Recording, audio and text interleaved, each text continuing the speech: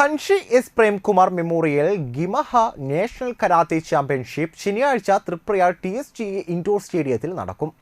ഇന്ത്യയിലെ വിവിധ സംസ്ഥാനങ്ങളിൽ നിന്നുമുള്ള 1000-ഓളം കരാത്തെ വിദ്യാർത്ഥികൾ ചാമ്പ്യൻഷിപ്പിൽ പങ്കെടുക്കും.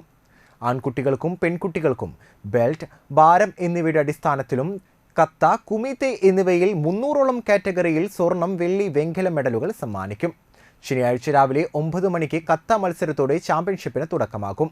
ഉച്ചയ്ക്ക് 12 മണിക്ക് നടക്കുന്ന ചടങ്ങിൽ TN പ്രതാപൻ MP ചാമ്പ്യൻഷിപ്പ് ഉദ്ഘാടനം ചെയ്യും. ET ടൈസൺ MLA മുഖ്യാതിഥിയാകും. കരാത്തെ അഭ്യസിക്കുന്ന കുട്ടികളുടെ വിവിധ കഴിവുകൾ വികസിപ്പിച്ചെടുക്കുന്നതിനൊപ്പം അന്താരാഷ്ട്ര നിലവാരമുള്ള മത്സരങ്ങളിൽ പങ്കെടുക്കാനുള്ള ആത്മവിശ്വാസം നേടിക്കൊടുക്കുകയുമാണ് ചാമ്പ്യൻഷിപ്പിലൂടെ ഉദ്ദേശിക്കുന്നതെന്ന് international karate do federation president doctor K. Nakulanathan, vice president KB Premkumar, executive അംഗം സെയ്തലവി, AJ ഏഞ്ചൽ എന്നിവർ അറിയിച്ചു.